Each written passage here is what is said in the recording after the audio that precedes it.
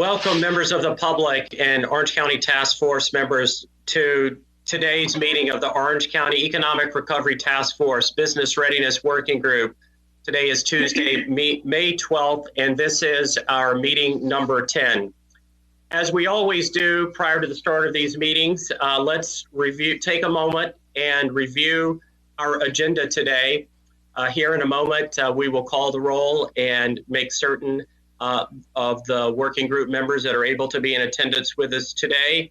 We'll then have a period of public comment, as we always do, and we'll seek an approval of the minutes from yesterday's meeting. We are very fortunate today to have with us a whole roster of individuals that our working group has previously brainstormed and suggested to each other and to Andrea and other hardworking county staff that we bring before us so that we can better understand the different roles that the city of Orlando, for instance, or Orange County is providing within their professional leadership to support small and medium-sized businesses as we reopen and reopen safely. So leading us off today, when we get to that, we'll have Brooke Bonnet later on today, and I'll introduce her at that time. From the city of Orlando, Brooke is the Economic Development Director. We've got joining us for a roundtable after Brooke's presentation, we've got Mr. Chris Testerman, who's the Deputy County Administrator, John Weiss, who's a Director at Orange County, Tim Boldig, a Deputy Director also from Orange County, and then we've got Dylan Schott, Assistant County Attorney. And again, to working group members, though we will kick it off with the city of Orlando, and I know that Brooke has got a presentation for us. Our professional leadership from Orange County will be a roundtable discussion with working group members. So put your thinking caps on and let's have a good roundtable discussion as we move into the meat of our agenda later on. Then we'll have an opportunity for any further open discussion, and we'll have a brief discussion about next steps and some possible changes that I'm going to suggest to working group members about the logistics of this week's meetings. With that review done of our agenda, I'll turn it over to our Madam Chair, Deborah Linden, for a roll call. Madam Chair. Thank you, Mr. Chairman. Thank you, Mr. Chairman. I will now take a roll call of the members. Please announce if you're present. Please remember to unmute your phone or your computer speaker. Conrad Santiago, the Trentham Santiago Group. Good morning, here. Good morning. Florencio Larry Rodriguez, Don Julio's Mexican Kitchen. Madam Chairwoman, he'll be unavailable because of the baby. Oh, okay, that's right. Thank you. Jerry Ross, Entrepreneur Center. And sorry to jump in again. Jerry and Pam are both at speaking at a statewide webcon. Okay, very well. Thanks, Andrea. John Newstreet, Kissimmee Osceola County Chamber of Commerce. Good morning, present. Good morning. Mary Chow, MC Spa and Nail Spa. Good morning, present. Good morning. Mike Vandelabile, Mosaic Hair Studio. Good morning, present. Good morning. Benicia Brown, Walmart. Good morning, present. Good morning. Chris Earl, United Safety Council. Good morning, present. Good morning. Johnny Rivers Grill and Market. Good morning, present. Good morning. Pastor Roderick Zach, Rejoice in the Lord Ministries and African American Council of Christian Clergy. Zach. And Stacy Papp, Bay Hill Jewelers Group. And my apologies, for the record to show, Pam Neighbors does have a representative on today. Oh, excellent. Thank you. Okay, and Andrea, of course, is here with us, Chief Innovation Officer, our staff lead for this group, along with other Orange County and Orlando Economic Partnership staff. So I will turn this back over to you. Thank you all so much for being here today. Mr. Chairman.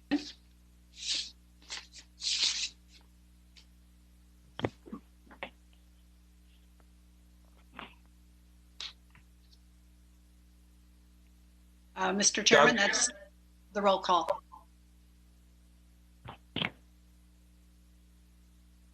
Yeah, yes, Madam Chairwoman, yes, you've called the roll, yes, and correct. And I'm moving to the next agenda item for public comment. Thank you. In an effort to comply with the CDC social distancing guidelines and for the safety of residents and task force members, the Business Readiness Working Group will conduct meetings virtually. Orange County remains committed to providing an alternative platform for residents to have the opportunity to submit their public comment. I will ask Orange County staff to read the public comments we received online and add it to the public record. Please note public comments received that do not include the required information will not be read. Comments that extend beyond the set time limit will not be read in their entirety. However, the resident's entire comment will be entered into the public record. Please note that the time allocated to each individual for public comment via online submission may be reduced from the normal 3 minutes based on the number of speakers. Lucas, sir, do we have any public comments for the Business Readiness Working Group? No, sir, we don't have any public comments for this specific working group at this time. Thank you. Thank you, sir.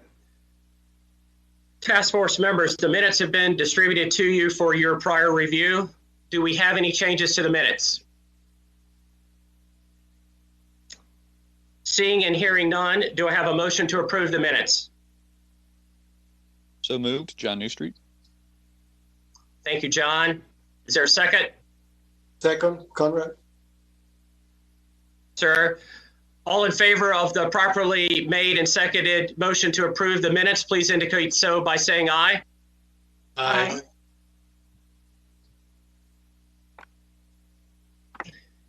Thank you all.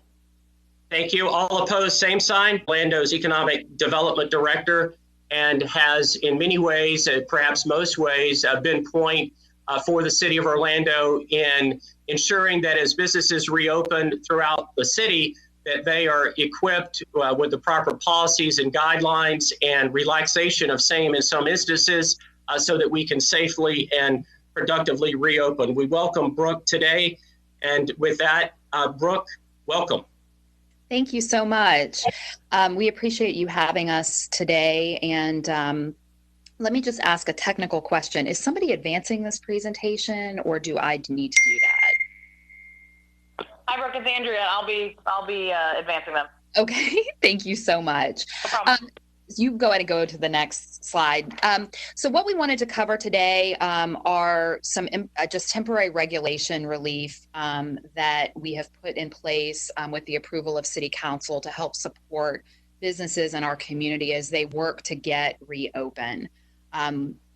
We can go to the next, Andrea. So authorized until September 1st, we are allowing for temporary signage, A-frame menu boards, flags, and banner signs to be placed within the public right-of-way or on private property. A business is entitled to have one of each of these if they so choose. In addition, we are allowing for outdoor retail sales and restaurant seating. Small tents can be used to expand outdoor operations as we endeavor to help small businesses achieve social distancing guidelines. So these tents can be placed, they're the festival type tents that you would see at Dick's Sporting Goods and at farmers markets, et cetera, that are no larger than 12 by 12. And these items, the signage, as well as the outdoor retail sales and the restaurant seating, the tents can be placed within the city rights of way, such as on sidewalks. We have suspended any permits, fees, or other approvals associated with these, so long as the activities are in compliance with the program. So on the next slide, it'll show you just some examples that you've probably already seen. Actually, I'm sorry. Let me back up here. Go back one more, Andrea. I'm so sorry. I'm not being a good lead here. Also, they can extend operations into private parking lots and private walkways. When we talk about achieving the guidelines that are set forth in the Land Development Code and complying with those, mainly those relate to ADA compliance, making sure that there's a clear pathway for people to get by, as well as traffic circulation. We can go to the next one. These are some pictures of some recent signage that's been put in place. So you'll see some examples of what we call snipe signs that folks can use in lieu of an A-frame sign. The A-frame sign example, you can see the banner as well as the flag type banner. What's important to note is that the A-frame signs, the snipe signs, and the flags, we are requesting that those be removed at the close of each business day. Go to the next one. And here are some examples of some businesses that have started to expand into private parking lots adjacent to their businesses, on walkways, to take advantage of opportunity to interact with customers. Go to the next one.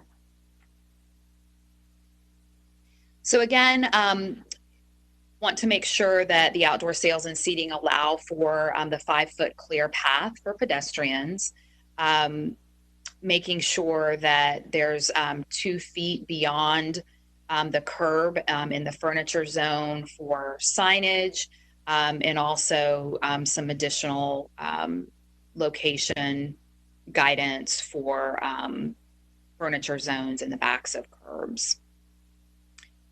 We can go to the next. And then as it relates to downtown, we really want to encourage folks to come back to downtown to frequent the businesses that are open under phase 1. And so the council and the CRA approved a park DTO program that has 2 components. One is a parking validation program. We can go to the next slide. And this will help by offsetting on-street parking as well as structured garage parking costs. Go to the next. So the way the validation program works, eligible businesses can apply to the CRA for validation stickers that they can provide to their customers.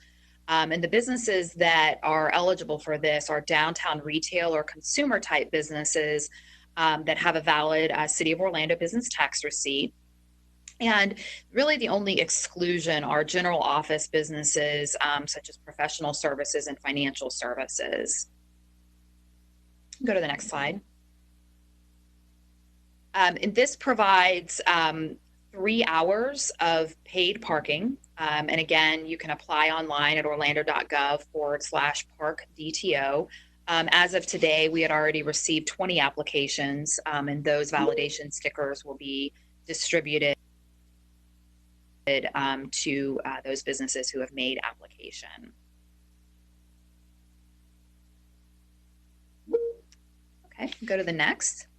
Designated garages. So this is this applies to 3 specific garages that are spread throughout downtown. So we have the Central Garage, the 55 West Garage, as well as the Library Garage. We've allocated $100,000 to this program, and we'll see how far that gets us. It's in place until September 1st as well. And then if we need to look to extend it, we have the opportunity to do that. Now let's talk about the on-street parking.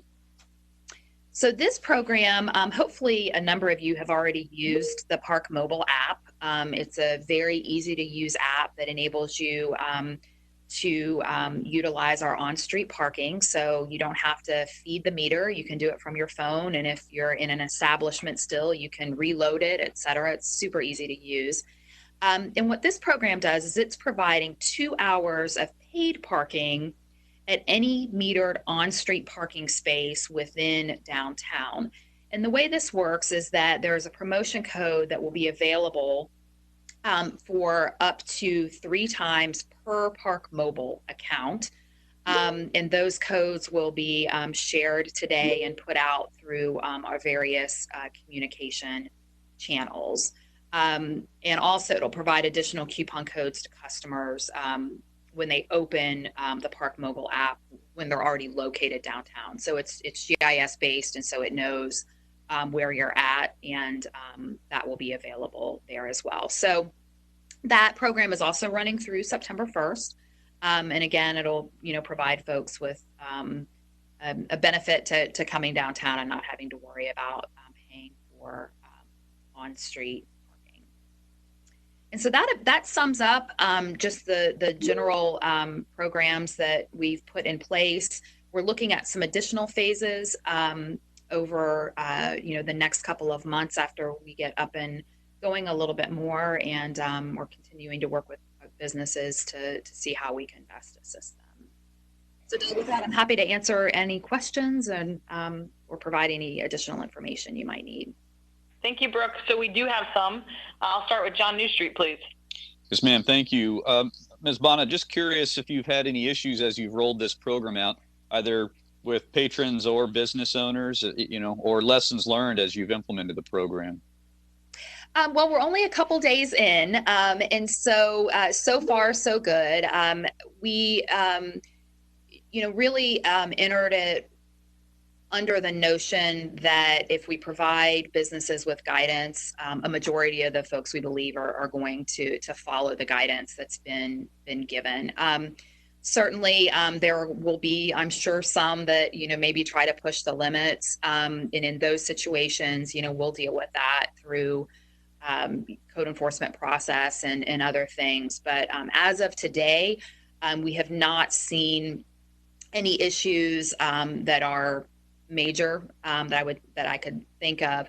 We have had one business in particular that has indicated that they have run into a challenge with their private insurance provider relative to them expanding their capacity into their private parking lot.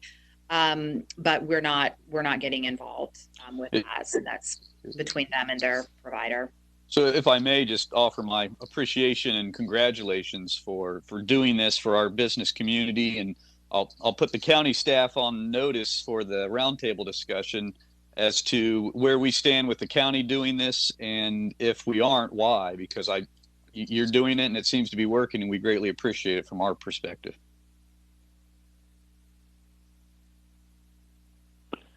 So I think that follows in line with Conrad Santiago has a comment or a question. Yeah, it's actually somewhat related to that comment. I'm wondering if an injury or anything else happens in the public space being used by the business, how, what are the implications from a liability perspective, how you anticipate handling that type of situation. So you sort of answer that, but I'm curious to know if you can elaborate more on that, because that can potentially happen as you block, walkways or change how the public, moves through that specific area, or even as a result of the operations of the business. Right. And so, we have provided specific guidelines that businesses are being asked to follow. If we come across something that, isn't, or a complaint is made that, somebody is not in compliance, again, we've got the ability to deal with that through code enforcement and other enforcement procedures. Again, nothing can be placed in the right of way that is a permanent installation. So for the most part, everything should be movable. That doesn't mean that something isn't going to happen. Candidly, municipalities and county governments get faced with litigation often of, trips and things that happen within the public right of way. And so we'll deal with that, as it comes. But again, we think we have the ability to provide the guidance that's necessary to minimize anything from occurring. And then we just have a question from Mike. Add more detail. Yes, first I'd like to comment that congratulations on putting something like this together. It's really beneficial. Having worked with the City of Orlando Economic Development at the Milk District and Ivanhoe areas, I really appreciate your willingness to help small business. It's definitely noted, and I applaud you for it. You had in your presentation a hashtag. Can you share that with us? Because I didn't get a chance to write it down. And is that the hashtag we're using to try to encourage people to share on social media? They are. So I will not take, I can't take ownership of the hashtag. There's a creative team here that is far more creative than me. So they are using the hashtag Rise and Thrive Orlando, ORL. And so sure, we would absolutely encourage people to use that as they're, taking advantage of these reduced regulations, during this period of time.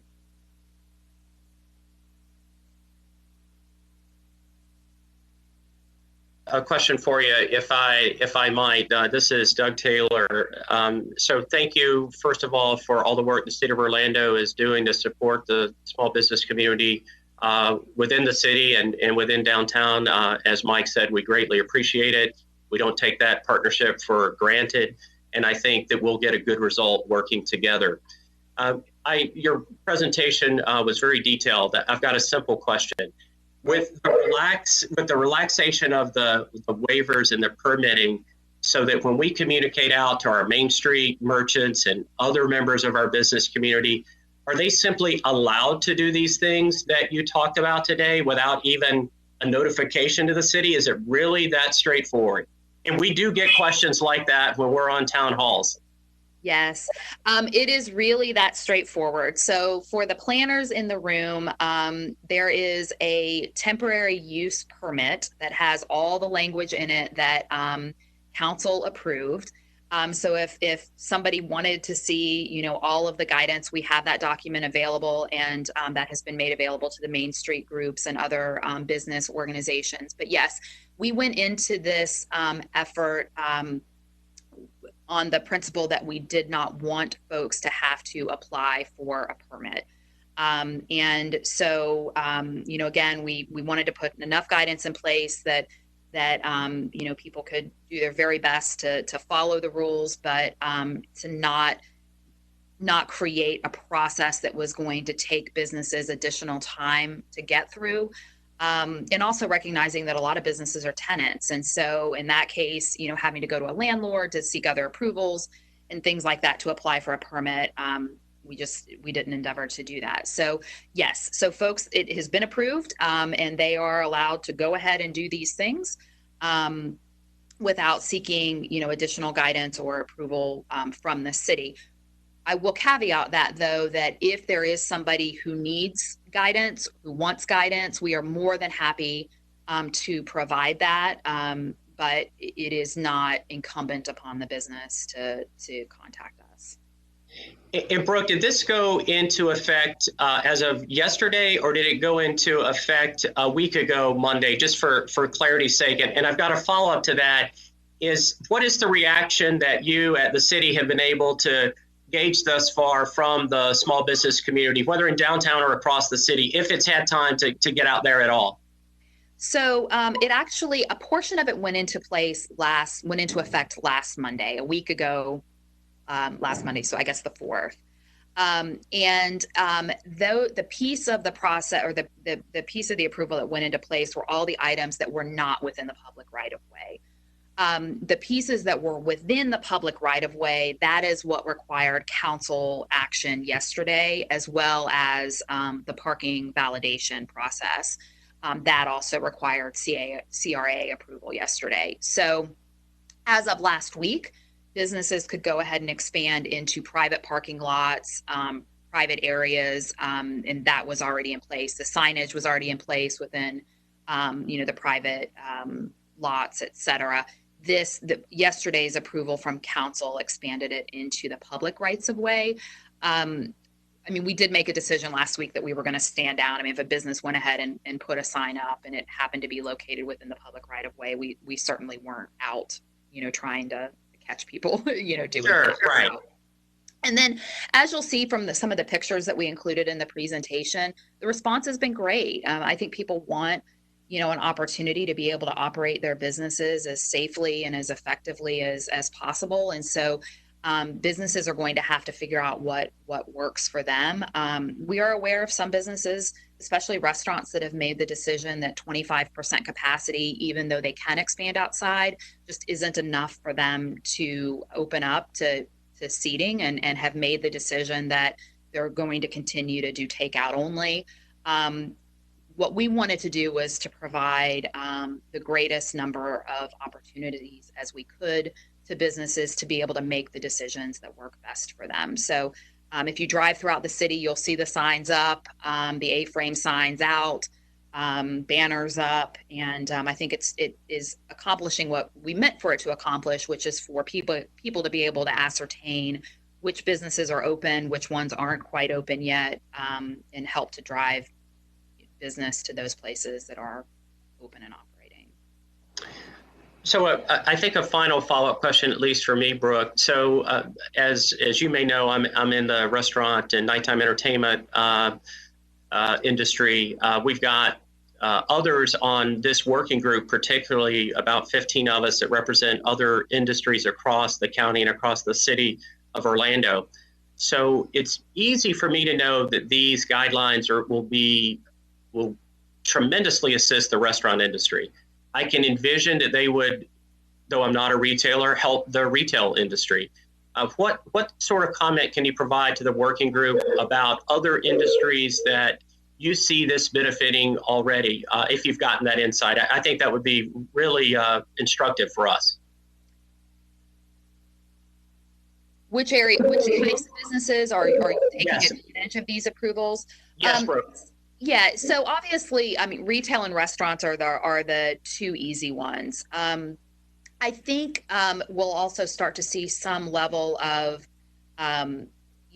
other types of businesses that have product that they may be more of a personal service type business, et cetera, that want to be able to put check-in tables, outside and things like that. So, I would imagine that, we're going to have, some of those types of businesses that are not holding people, no longer going to be holding people within their lobbies and their waiting areas, but need to be able to know that people are there waiting for, some service that maybe they've made an appointment for and things like that. So I think that there's a variety of ways that people can use it. And again, this is in place till September 1st. We wanted to make sure that, folks that are making an investment in signage and other things can get their money's worth out of it. But then, if we get to September 1st and it's been working really, really well, and we feel like there's benefit to the community to continue it,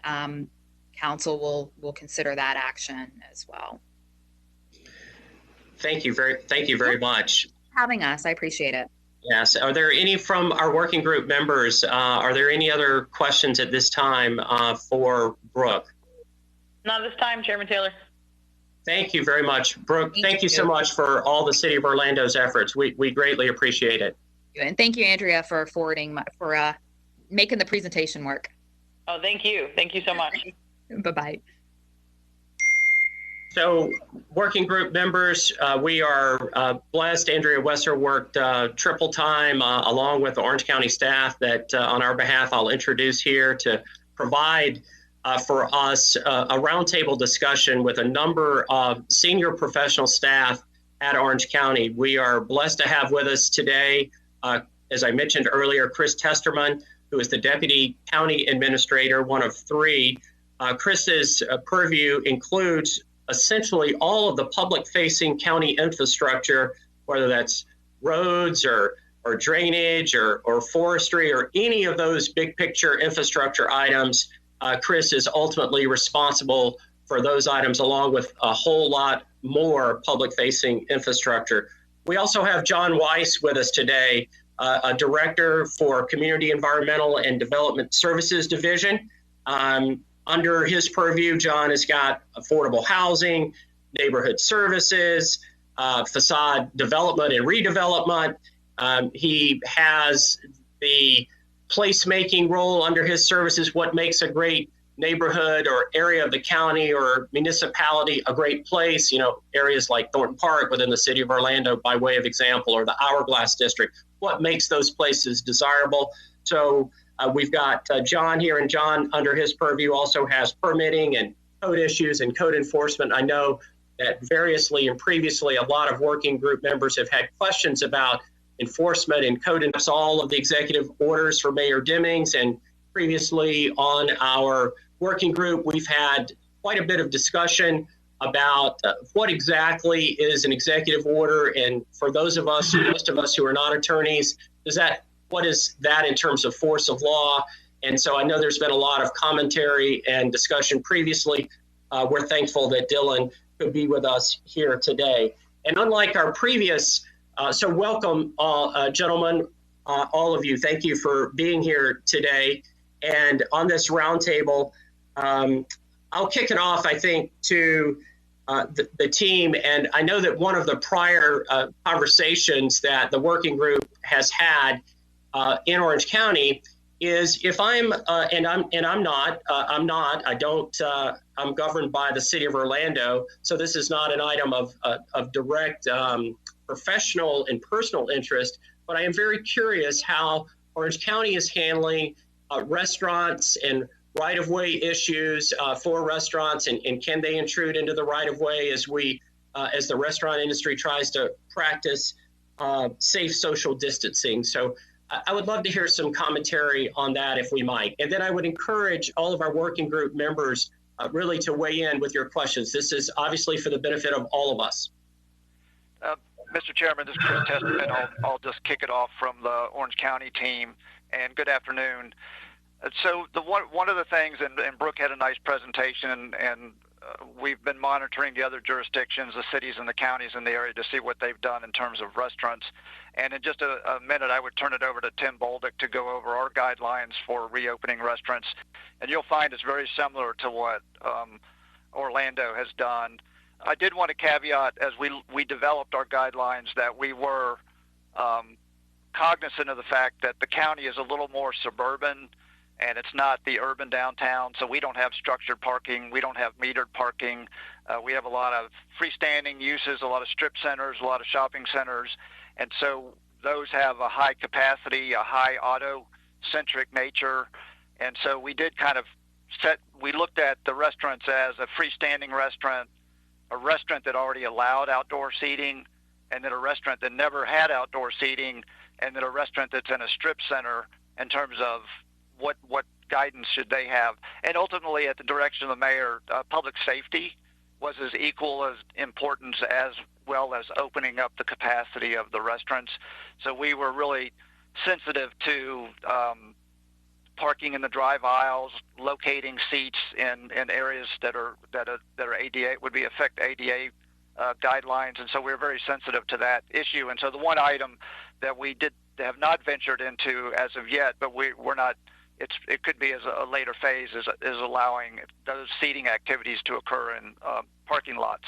But similar to the city of Orlando, we started out with looking at requiring a permit and submitting a site plan for all these types of uses, and we decided that we would go permit free.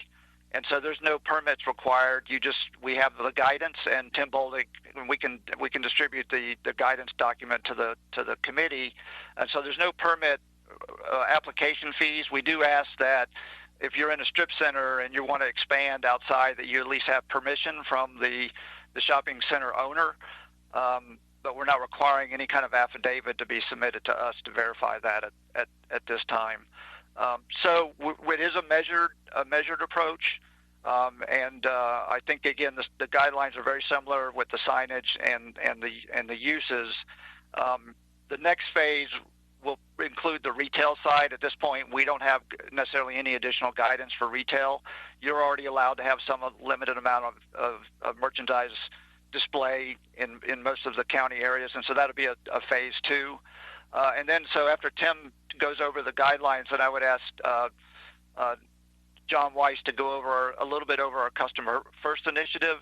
And this is really dealing with not necessarily reopening, but dealing with redevelopment and new development. And we'll just briefly talk about what we've been doing there in terms of making things easier, facilitating permitting, virtual inspections, and making things a lot easier for projects and businesses to reopen, redevelop, expand, and also for new development. So with that, I think if I could, I'll turn it over to Tim Bolduc, and he can walk you through our guidance document. Thank you. Thanks, Chris. Yeah, like Chris has said, I think a lot of ours is similar to what the City of Orlando is doing. It does allow you to do, especially like Chris said, in some of our multi-tenant shopping centers that have a large, wide aisle, private sidewalk that runs outside. Certainly, you're allowed to utilize that area for any kind of restaurant type seating, as long as you provide, again, ADA clearance path. We certainly want to make sure that we follow those guidelines, and on top of that, making sure that you get the property owner's permission. So a lot of it has to do with on private property, getting that property owner permission. No permits required. We have up to about 144 square feet that you could do with a tent if you have the property available to put up a tent without a permit. And if anything outside of that size, we did get a online permit application for those types that would like to apply online for a tent that might be a little bit larger than the 144 square feet. With regard to the signage, again, we're very similar to what the City of Orlando has done. We also do require that they bring in any of those temporary signs at the end of the business day. So for the most part, we're pretty much in line with what the city has been doing, and with regard to some of the other jurisdictions as well. That's about all I have there, Chris. Thank you, Tim. And then, Mr. Chairman, if I could allow John Weiss to just briefly talk about the Customer First Initiative. Hi, good afternoon. I just wanted to briefly cover, Chris mentioned our Customer First Permitting Services Initiative that we've been underway on for a number of months now. One of the early pieces of direction or opportunities that I think staff recognized through this effort was to get more of our services online in terms of those permitting service opportunities, less focused on the business operations and more focused on the business investment side in terms of both construction activities and getting new businesses open and running there. So when we looked at the services and the service gap between what was needed and ultimately what was available online, earlier this year we put a team together to focus on advancing our fast track services and getting more of those opportunities and permits online, especially when it comes to those multidisciplinary permits that might involve public works or fire rescue in terms of some of the reviewing entities. So we already had a team in place, and it was interesting with the timing of this that we were able to basically refocus that team and mobilize them towards getting some of the more high volume critical permits moved to our online permitting system. Chris mentioned that those 12 by 12 tents that's smaller than that or don't require permits, but there are instances where you might find a business that needs or desires a tent that's larger than that. With this team that we had in place and that was working on other projects, they were able to actually keep and identify some new project and permitting opportunities. Tent permits we pushed online; those weren't online initially. But in like 2 weeks, Tim was able to work with some of our technical staff and our ISS to get that permit system moved into our online and basically navigate that environment, because at this point we're 100% online with all of our traditional permitting services, and just making sure that those business investments are able to keep moving in through our system.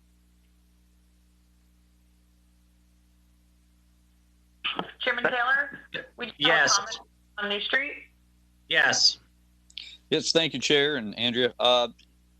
Just want to offer my praise to all the county staff for the hard work you're doing, leading us through this and making as many accommodations as you have. So kudos to you. But it all comes back down to, I guess, the parking lot question. I've heard it described, Orange County described as an island, that of all the municipalities around you, in counties around you that have allowed it. You're the one that hasn't. And again, if it's done responsibly, as we've seen City of Orlando say it has, I just don't understand why we as Orange County haven't taken that stride yet. I liken it to letting your dog out to pasture, but keeping him on the leash. He can't go anywhere. Last week in public comment, we heard from, I think it was the Groovy Goat restaurant, that it's costing them, I think, $30,000 a weekend to be able to operate just using their parking lot. So I just wanted some focus on that and encourage the co-chairs of this task force to put some additional pressure within the full task force. I'm happy to speak to it as well. That's, I think, very important. And I just maybe wanted some further clarification or consideration that we follow our partners around us to take that step. Mr. Chairman, Chris Testerman, if I could quickly respond. Yes. And again, we are not adverse to it. I think, again, we take a measured approach. I did survey the multi-county area around us. And so from the county perspective, none of them are allowing the parking in the parking lots. I also surveyed the cities, and the cities, even one such as a Mount Dora, said no. So I know Orlando and Ocoee allow it, and other cities may be looking at it. So our biggest concern, and again, speaking on behalf of the mayor, is that once we shift seating out into the parking lots of a more suburban context, it's not a brick street, it's not a quaint street. Like I saw it done last weekend in Winter Garden, where they just take a parallel space next to the restaurant and you just put some seats out there. It's already a slow traffic, pet-friendly, bike-friendly area, so it's very safe, and they have parking available. So we're looking at the availability of the shopping center, the capacity. If you got a restaurant in the same center that there's a Publix, and all the retail businesses are also opening at the same time, we want to make sure there's still capacity for parking, and then that the speeds are a little bit different, and we want to make sure that if we're going to allow them in the parking areas, that there's safety, and then what kind of bollards or protection mechanisms can we place or require. And if we do allow it in the parking area, that would be something we would look to have a permit going forward, because we'd want to have the fire department review that, and the engineering department to review it for egress and ingress and safety and ADA compliance and so on. So at this point, we're just looking at the concept. We're not saying no going forward necessarily, but we're just monitoring what the other cities and counties are doing. And we haven't at this point had any request from the county. There's one request to date that I'm aware of, but we haven't had an onslaught of requests to move into the parking lots, but we're open to still consider that. Thank you very much. Chairman Taylor, there's a question from Mike.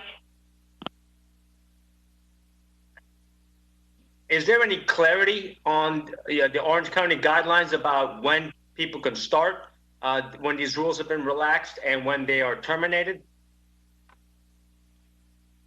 So, Mr. Chairman, so our restaurant guidelines went into effect on May 6th, and so they continue on under the executive orders. So we didn't have to go to the county commission for any approvals or anything that the city did, and we didn't, because we weren't dealing with any fee waivers or code issues. So unless Dylan can maybe help me out here, but we don't have I think the termination matches the executive order. Yeah, well, yeah, I'm familiar with the mayor's executive order 2021-2. It doesn't have a termination date. No, so it went into effect May 4th and continues into effect until it's rescinded.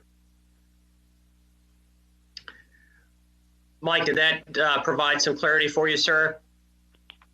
Well, I would feel like if everyone got on the same end date for the county and the city, it might make for clarity and communication's sake, a little bit easier, but I get it. Chris, I wonder if you, Mike, could share with working group members in some of our prior conversations on this business readiness working group, we've talked about amongst the working group what are the challenges from a county government and a city government standpoint of actually syncing up the various orders and guidelines that are being promulgated. While I'm quite certain that everyone is working very hard and working crazy hours and having to confront issues that we never imagined confronting, from the small business community, some of the town halls that I'm on, some other civic organizations, speaking for myself, that I'm involved in, we do see some genuine confusion amongst small and medium-sized business owners that want to properly comply with all the rules and the new rules and the new promulgations. Can you just speak broadly to the efforts that are made to sync up these different guidelines between the city and the county, or if those efforts are not made, then at least educate the working group and us folks about that, and to any members of the public listening? Thank you, Mr. Chairman. So, in terms of the other jurisdictions, we do monitor, and we have a coordinating conversation with the other jurisdictions throughout this pandemic to make sure that we're all on the same page, and we have a good relationship with all the cities. So we do monitor what they do. In terms of getting it out to the businesses, I think probably the recommendations of your task force, and I think of the entire larger task force for economic recovery, part of that is actually pushing out this information in a comprehensive and complete fashion. So what we've done is we put our information out on our web page and pushed it out that way. But we're continuing to look at what's a better way to push it out, because I guess there is some confusion about, the Edgewood allows us to do this, Orlando can do that. What can I do in the county? I'm right at the county lot, right at the city-county border. So we're looking at better ways to push it out there. But that's definitely something that we're very interested in expanding.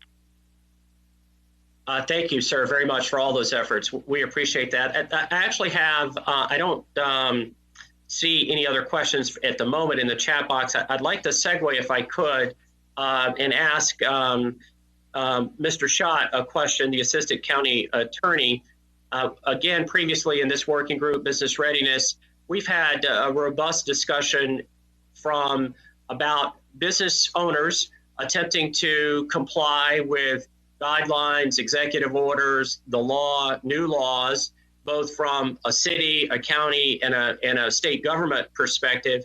And I wonder, Dylan, if you could provide to the working group a context of what is exactly an executive order, what is an executive order at the state level, and when it rises to the state level, is an executive order, does it have the force of law, like a law passed by the two houses of the legislature and signed by the governor? I think that would provide some clarity to the working group. Sure.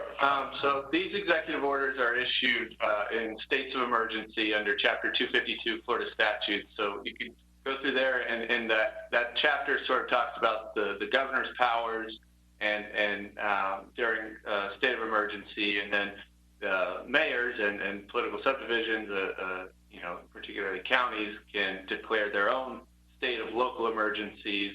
And that chapter also talks about the powers that they have. And so these executive orders are issued under that authority. And you're right, they do carry they can be enforced similar to general laws that are passed by the Florida legislature. There is a provision of Chapter 252 that deals with enforcement, about enforcement by county or municipal law enforcement agencies, but they do carry the weight of law. They violations of these orders, particularly the mayor's order, can carry a penalty of up to a $500 fine or up to 60 days in jail, in the county jail imprisonment. So you're right, they do carry a similar weight.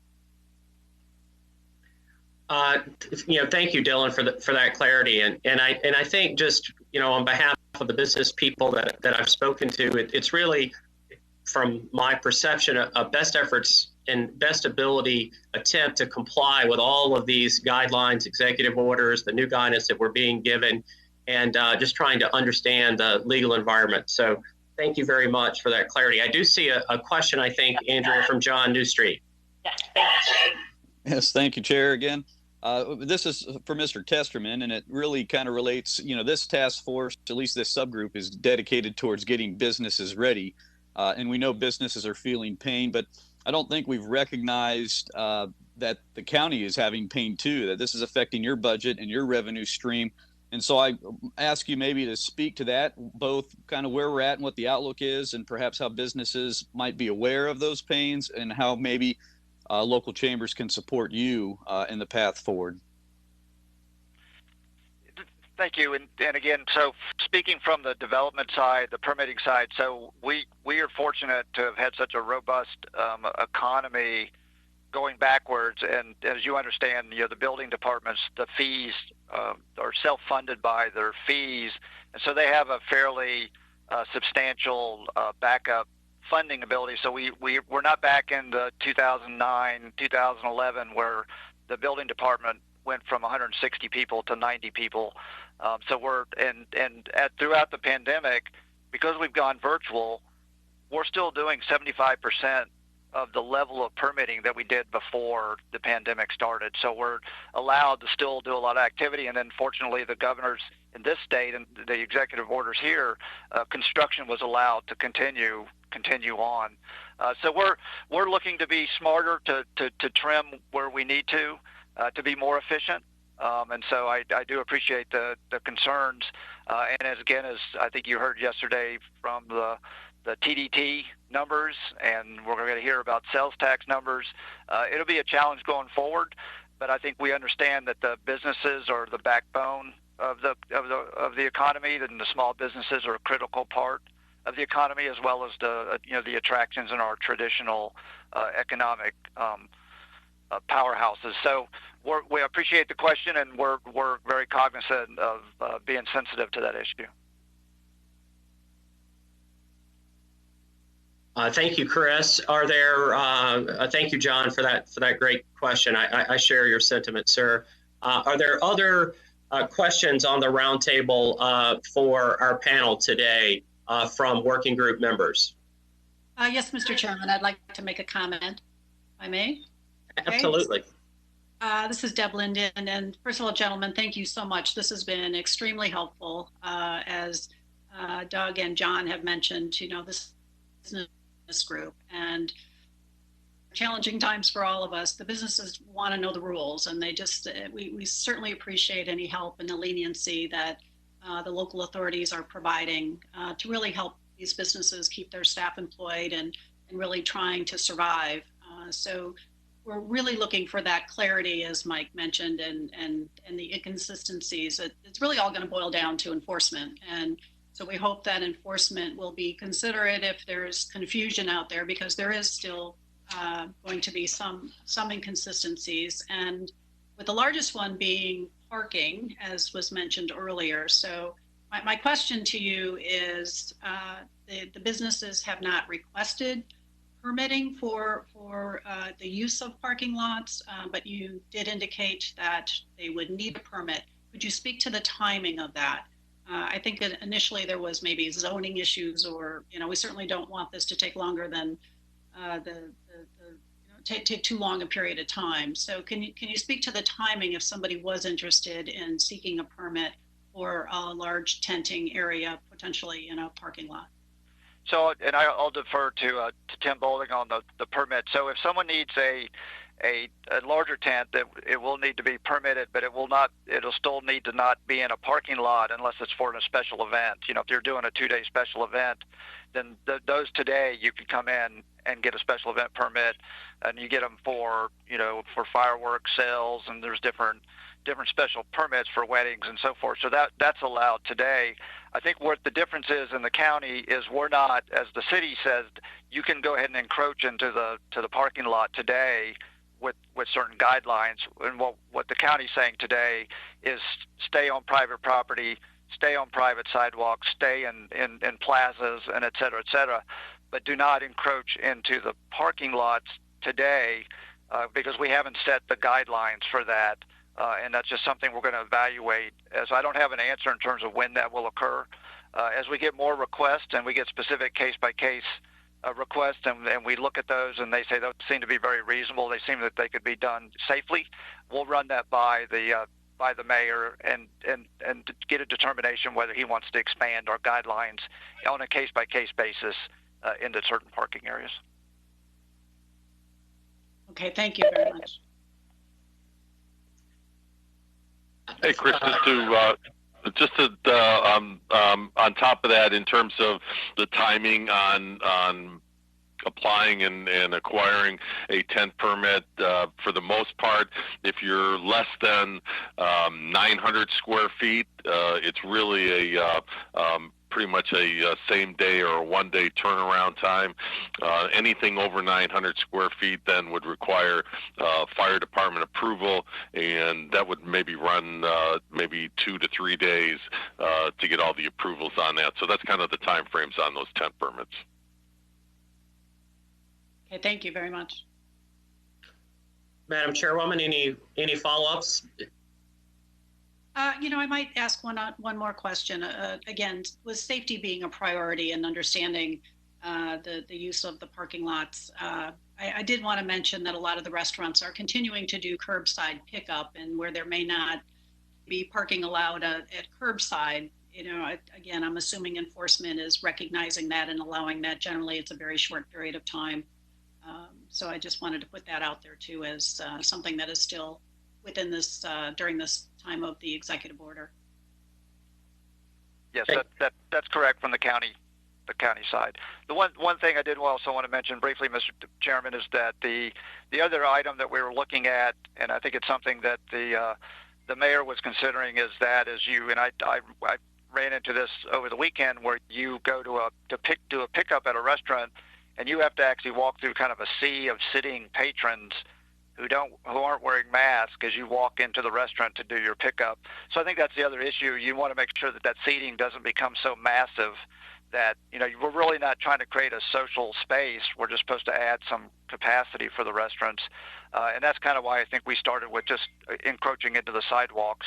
But that's another one of the issues. As you move into the street, how do you also make sure you're not creating an issue with the pickup aisle, as well as just a lot of the other driving that's going on. So again, we're just being measured in our approach, and so we'll continue to look at the parking lot parking, and hopefully we'll be able to have some case by case decisions going forward with our focus on safety. Thank you, Chris, for that nuance. Sometimes we in the business community, it's easy to overlook all the different charges and responsibilities that professional leadership and, of course, Mayor Demings have to account for when we're running our businesses. So I think, very insightful nuance there, that while you want to benefit businesses, you still have to be responsible for all of our safety. We appreciate that, sir, very much. I don't see any other questions in the chat box. I would just, we're at 12:31. I would say to our working group members how much we all appreciate Mr. Testerman being here today, Mr. Weiss being here today, Mr. Boldig being here today, and Mr. Schott being here today from Orange County government. We thank you, gentlemen, for all the hard work. We realize that you too have a difficult job. Thank you for your insight and guidance for the small business community. We appreciate the assistance that you've provided very much, and we look forward to any other assistance as appropriate that you can provide. I'd also like to thank Brooke Bonnet from the City of Orlando for her presentation today, and I believe I saw the Director of Business Development from the City of Orlando on the call, Sherry Gutch, and we thank her as well. Thank you all so much for being here today. We appreciate you. Thank you. Thank you. Next up, working group members, we're at 12:32. I'll be as cogent as I can be here, and let's move, if we could, to next steps. Tomorrow, which is Wednesday, will be our 11th Street Working Group meeting. We will have our very own Chris Earl discussing professional services with the working group. Chris, we look forward to your presentation tomorrow. We'll also have representatives from childcare as we close out our work and attempt to have as many different industry types represented to the working group so that we can finalize and improve our final recommendations to the full task force and, of course, ultimately to Mayor Demings. With that being said, and given the scope and the breadth of the work that we have attempted to do, and yesterday we saw the incredible work that Andrea Wesser and the entire IT team from Orange County government have put into expanding the task force website, and in particularly the resources that the Business Readiness Working Group have already compiled, and getting that along with FAQs into one cogent, concise area that is easily accessible.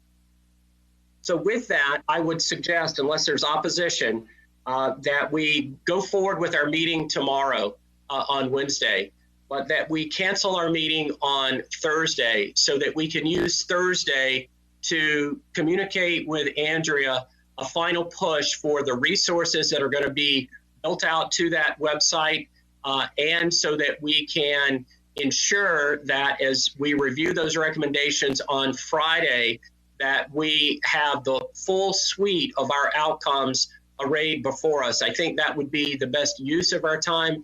As I mentioned at the outset, this is, I believe, our 10th or 11th straight meeting day. And I think Thursday would be best utilized. So if there's not any opposition, we go forward with tomorrow's meeting at 11:30. And then I would suggest that we use Thursday individually, communicate with Andrea, make sure she has the resources that we've all discussed that she needs, so that on our outcomes, all of our outcomes, that we've resourced our small business community in the best possible way. Is there any opposition to that, or any thoughts on that suggestion? Okay, perfect. I'll take that as an adoption, and we'll make that happen. Look forward to some emails from Andrea. And I thank you all for your participation today. I think we had a very robust discussion. Andrea, thank you so much for getting the professional leadership of the City of Orlando and Orange County in front of us. I think very insightful for our small business people. And with that, this meeting is adjourned. We'll see you all tomorrow morning at 11:30 a.m. Thank you all.